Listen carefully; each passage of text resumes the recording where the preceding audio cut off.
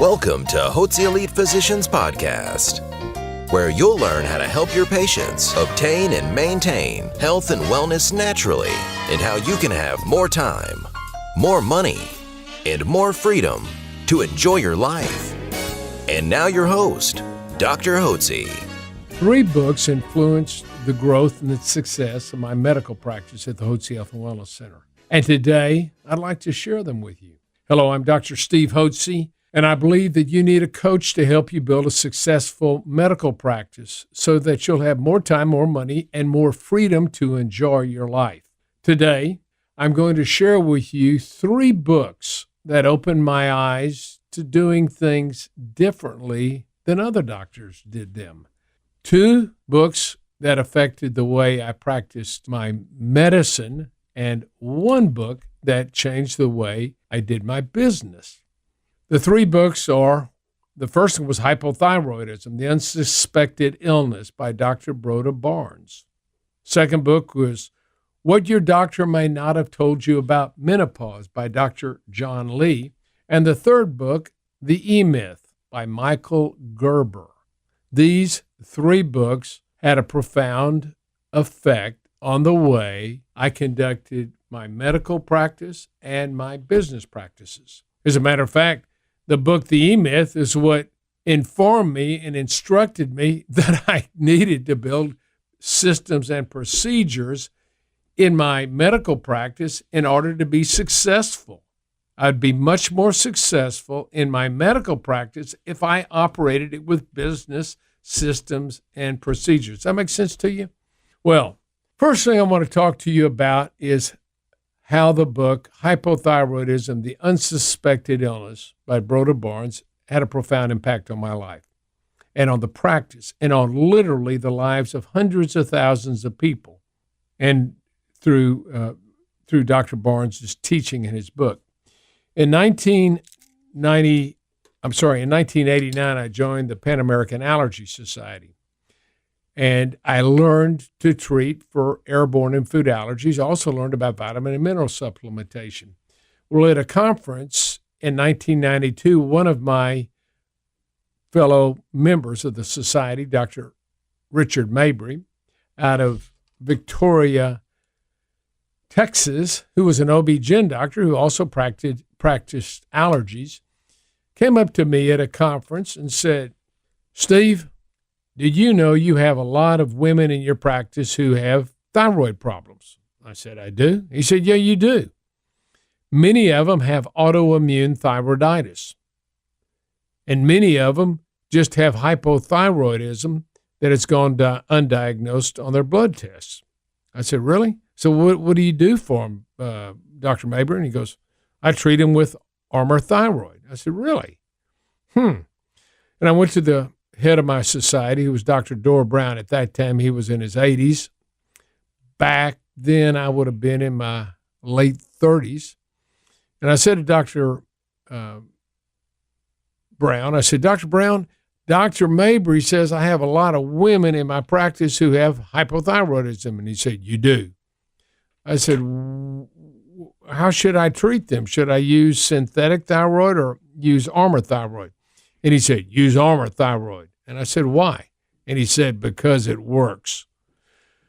And Dr. Mabry at that time told me there's a book you need to read that will change your whole perspective on the way you view your patients and their clinical complaints. And the book was Hypothyroidism, the Unsuspected Illness. So I immediately ordered that book and read it.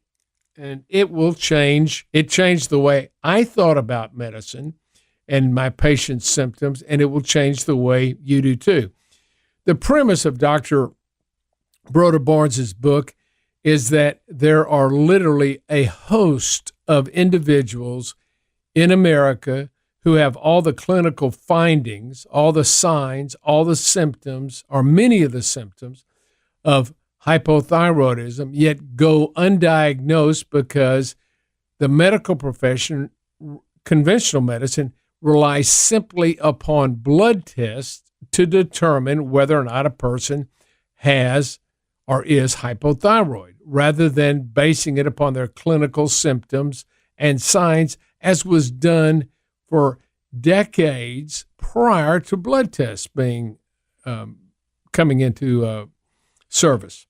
So Dr. Barnes tells his story about how, as a PhD student, prior to him going to medical school, did a study on rabbits. And part of the study was to remove the thyroid gland and determine what happened to the rabbits after that had occurred. And what happened to the rabbits, they got big, fat, sluggish, their hair fell out. They eventually contracted an illness, and then they died.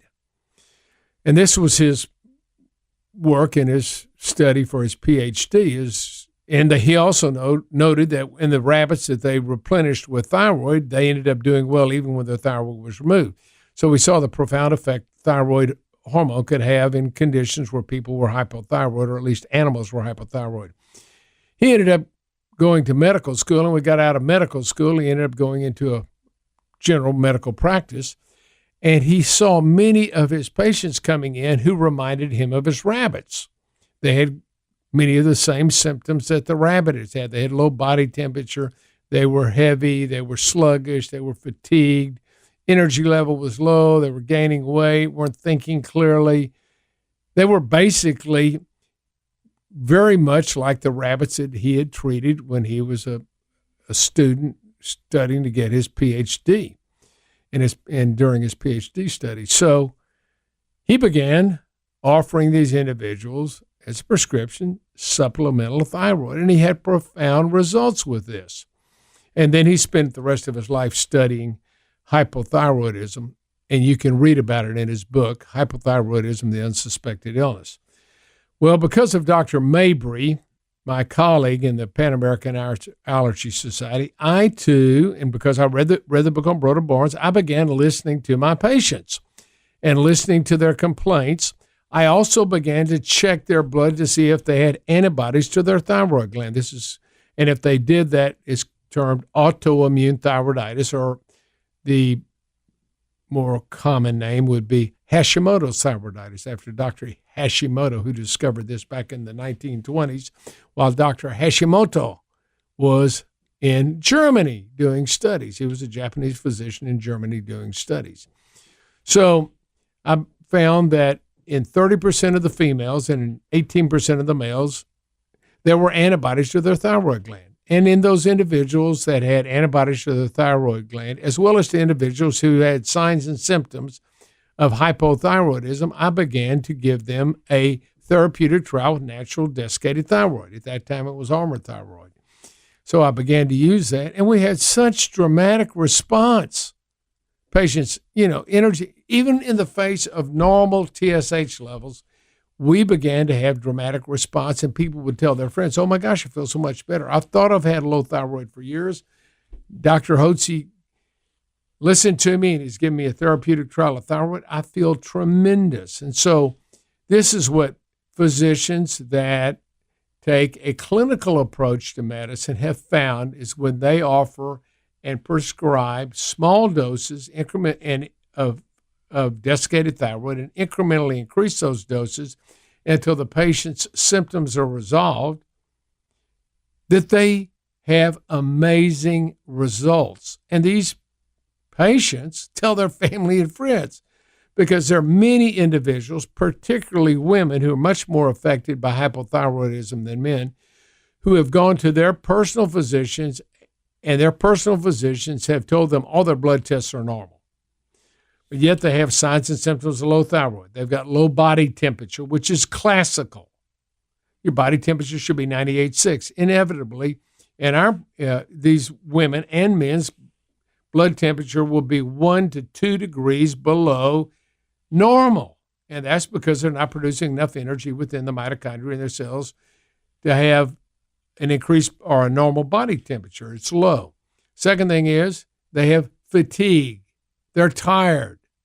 Their energy levels are down. They have difficulty with weight in most cases. They can't think clearly. They can't sleep well. They get mood swings. They may be depressed. Women will have irregular menstrual cycles.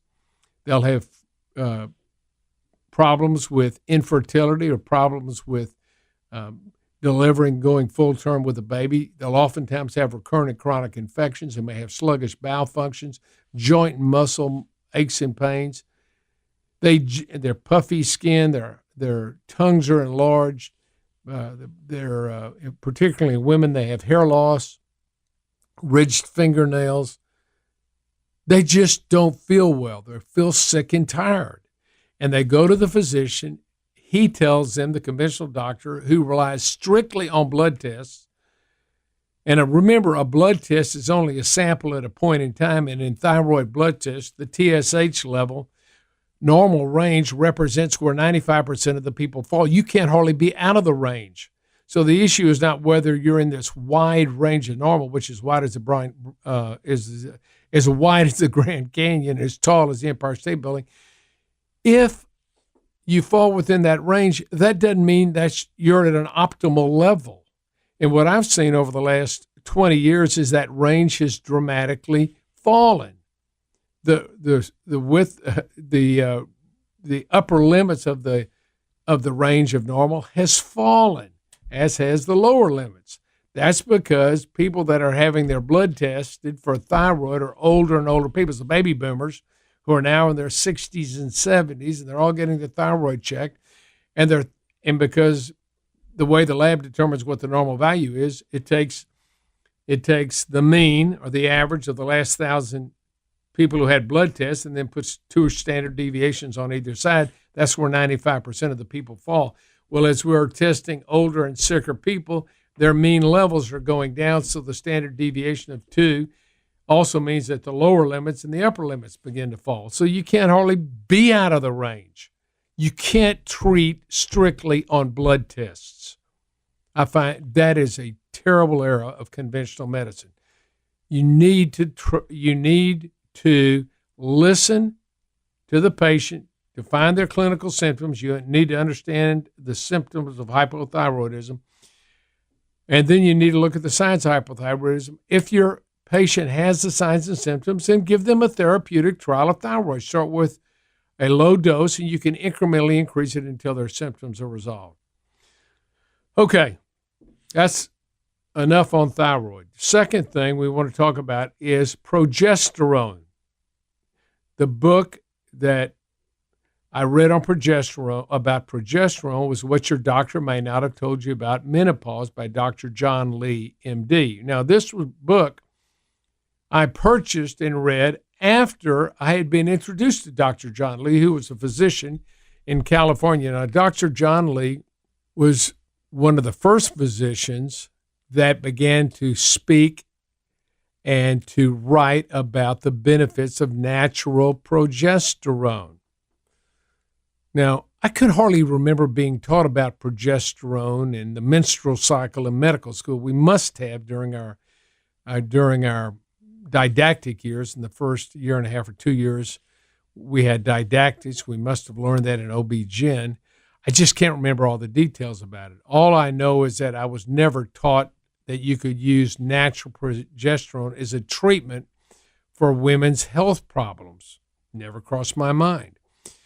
In February of 1996, and up to that time, I was treating for airborne and food allergies, treating for yeast problems, treating with vitamin and mineral supplementation, and treating for low thyroid or hypothyroid condition. In February 1996, I entered the room in the first part of the afternoon, first patient of the afternoon. I ran into Lark Steele. Now, Lark is a longtime guest of ours. She had been a longtime guest. She's spoken at numerous of our medical symposiums. Well, I walk into the room, and Lark Steele's sitting there and says, Dr. Hotze, would you like to listen to what Dr. Lee, John Lee, has to say about progesterone? And I said, gosh, you know what? I just read about that last night. I had received the day before a monograph from Dr. Julian Whitaker, to whom I had been introduced by my father way back in 1988 when he had his health problems. So I had this monograph on natural hormones by Dr. Whitaker that I had received the day before, and I read that.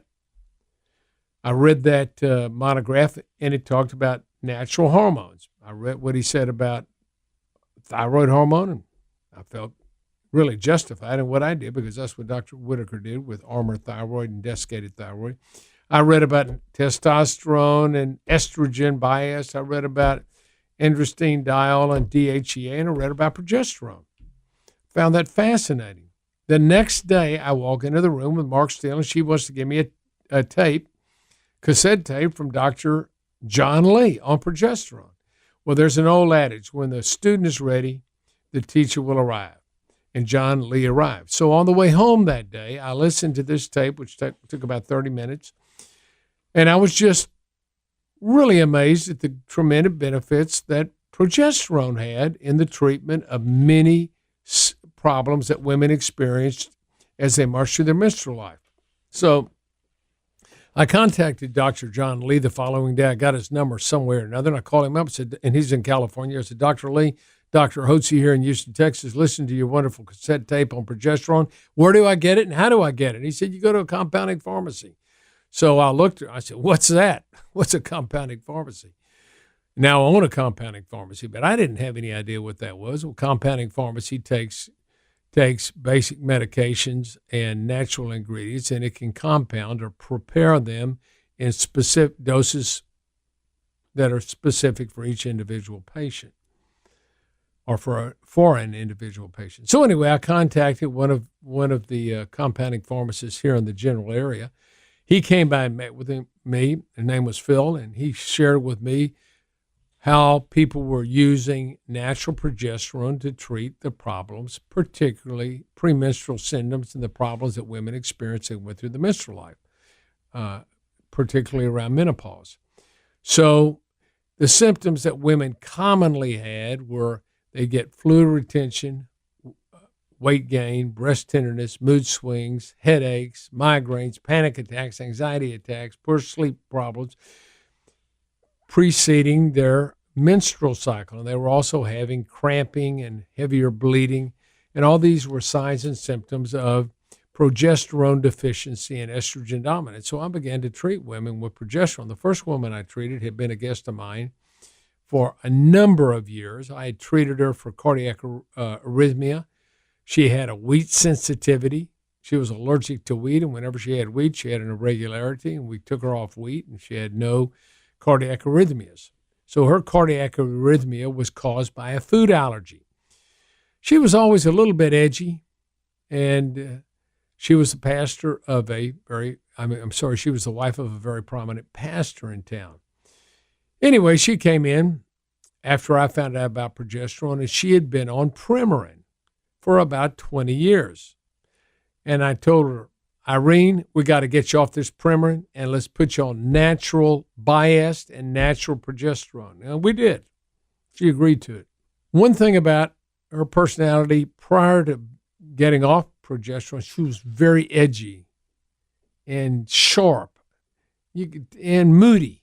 And you could tell that she would have been a tough little lady to live with because she was panicky and had anxiety attacks, and she was edgy, and she could be a little bit rough.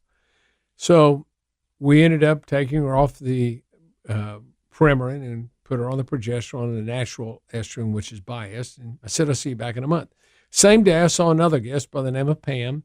She was on Premarin. Said, we got to get you off this Premarin. Let's put you on natural biased, which is natural estrogen containing estradiol and estriol. And let's put you on natural progesterone. Fine. Sent them all the way, said I'd see you back in a month. They both came back the following month. And Irene, who was my first patient that I had treated, and whose husband was a minister, I said, how are you feeling? She said, I can't tell you the change. I can't tell you how good I feel. It was like, and she put her hands over her head, and she went like a black cloud just lifted. I can't believe it. I feel so good. It just feels so positive, and I just feel good. I can't tell you. As a matter of fact, I've sent it to my mother, who lives in Mobile, and my sister contacted me and said, what are you giving mother? And I had given her some of my progesterone. And she said, well, she asked her sister why. She said, because mother's throwing a block party. And she said, This was strange because mother's been a recluse for the last 10 years. I also sent it to my daughter, who was my age at 33. When I had a hysterectomy, they're talking about doing a hysterectomy on her. And I told her, don't do that. Take the progesterone. So I've started her on progesterone.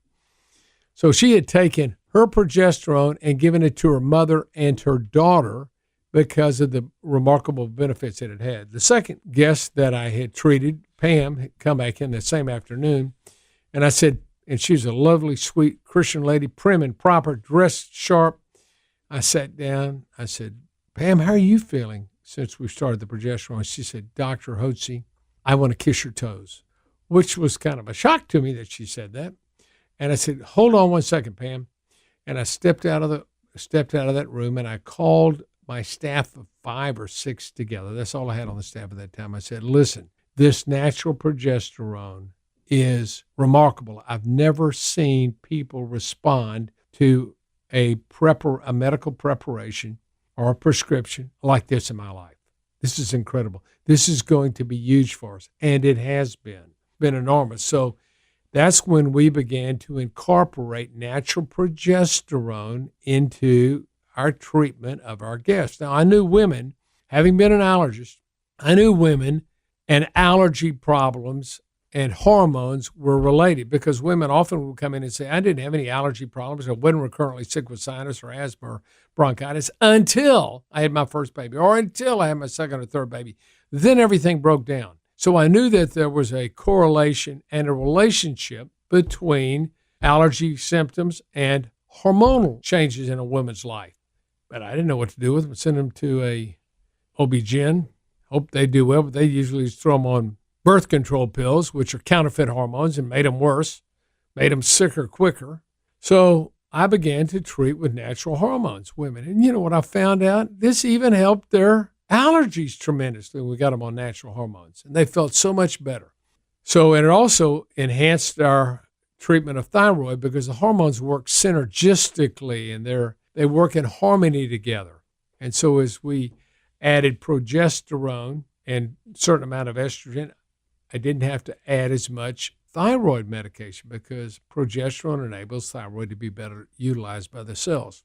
Well, having listened to this cassette, may be interested in Dr. John Lee, and I purchased a copy of his book, What Your Doctor May Not Have Told You About Menopause, by Dr. John Lee. And I want to encourage you to get that book, because it will explain to you the relationship between progesterone and estrogen, and how estrogen is made from day one of the menstrual cycle, and how progesterone is made at ovulation, and the effects that progesterone has on estrogen and estrogen has on the womb, and the multiplicity of effects that progesterone has on brain function, cardiovascular function, on the entire functioning of your entire body, how important it is in women to have a balance between natural progesterone and their estrogen. So I'd encourage you to purchase that book.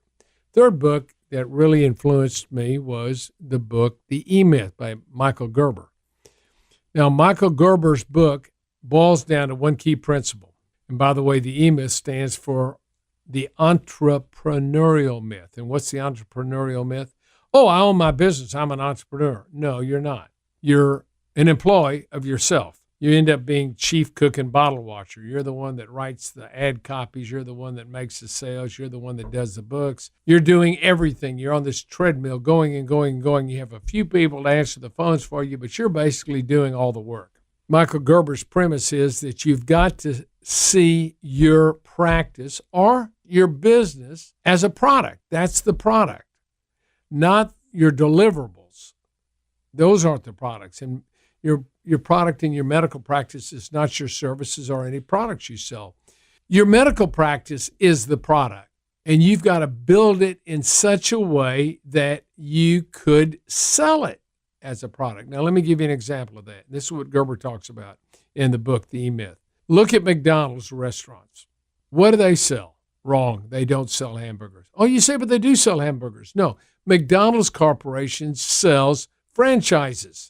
The franchisees, they're the ones that sell hamburgers. Now, The business model is set up by McDonald's. And if you pay the money and you're accepted to be a franchisee, you pay the money, they give you the blueprint of how to run that business, everything you've got to do and how you do it, from building it to operating the systems and procedures of cooking the food and delivering it. Everything is prepared for you in a franchise basis. It's turnkey. You give them the money and you get your franchise. And then you operate the franchise by the book, by the systems and procedures. So this is the way you have to do, and this is what changed really the way it helped me really launch a successful medical practice over starting in 96, really became successful, is because I began to work towards replacing myself as the technician, finding other providers who could do the technical work while I worked on my enterprise, my health and wellness system, so I could develop systems and procedures to operate not only the medical practice, but also the business practice. And so with the current president of my company, who was serving as my chief of staff back in 96, we wrote down as a goal that within 5 years, I would be out of the practice of medicine myself. I wouldn't be the technician, and we successfully accomplished that. And I guess really that book was read in, it wasn't 96, it was in 1997. And what precipitated us following the E-Myth is that we listened to a tape called the E-Myth Revisited. I had read the E-Myth back in the late 1980s when recommended by a friend of mine. I had read it and employed some of those principles as I built my early medical practice here in the greater Houston area out in Katy. And I'd used some of those principles. But in 1997, in August, I was traveling to Colorado with my wife, and I listened to a cassette tape called The E-Myth Revisited. And it was so good. It was so compelling and convicting. I contacted my chief of staff, Monica, back in Houston, and asked her to please get a copy of it and listen to it. And that was on a Wednesday in August. When I returned to the office on Monday, she not only had ordered it, but she already listened to it. She said, I'm ready to go. We need to set up systems and procedures. And so we had 5 or 6 or 7 on staff at that time. We took them down Friday afternoon and Friday night and Saturday down to Galveston, stayed at the Tremont Hotel, and we sat down and began to write out systems and procedures. Everything we did, everything anybody did, from the minute you walked into the door, how did you put the key in the door? Which way did you turn it when you went to the computer? How did you turn on the computer? What you did, how you met a patient, what you said to the patient, how you answered the phone, what your scripting was to patients in the room, how you took blood pressure, all the systems and procedures. And this included how we took care of our money and the system procedures for our business protocols. So it started, we put this in our little notebook, and that was our first foray into building systems and procedures. Now we have manuals on that. We have hundreds and hundreds of systems and procedures that are written out, both not only for our medical protocols, but also for our business protocols. And this is what we have at Hotze Elite Physicians for you, so you don't have to reinvent the wheel. Well, the E-Myth proved to be very, very successful. So within 5 years, and this was by 92, I had another physician working here, and now we have 4 providers on staff. So they do the work of seeing our guests and evaluating them and treating them. Then we have a staff of nurses. So that frees me up so that I can be the spokesman. I've written down all the medical protocols, the business protocols that we've developed. They're there. I can now be the spokesman while other people are doing the technical work. I've delegated those responsibilities so I can be more effective in my role as spokesman, as innovator, as strategic thinker on our businesses. And that's where you want to be. You may say, well, I love the practice of medicine. Well, I love it. Well, if you have a method of practice that you can help literally tens of thousands or hundreds of thousands of people, and you don't learn to train other people, then you've done a disservice to all the people that need your help, because there's no possible way you're going to help them all. So you've got to leverage your potential. And the way you do that, according to Gerber, is that you focus on your practice and see it as the product. and think of your medical services and anything you sell as the deliverables. You understand the difference? Your business, which is medical practice, it could be anything, no matter what business you're in. It could be a department store. It could be an air conditioning business. It could be a law practice. Look at your business as the product and look at whatever you do within that business as the deliverable. That's a big difference. So to wrap up this lesson, I want to remind you there are 3 books that have changed the course of my medical practice, the way I practice medicine and the way I operate my enterprise, the way I operate my practice. And this has changed my life. So I share them with you because they can help you become successful, and you can understand how you can help your patients get on a path of health and wellness naturally, while at the same time, you can be compensated handsomely for that so you have more money, more time, and more freedom to enjoy your life. So these books are must-reads.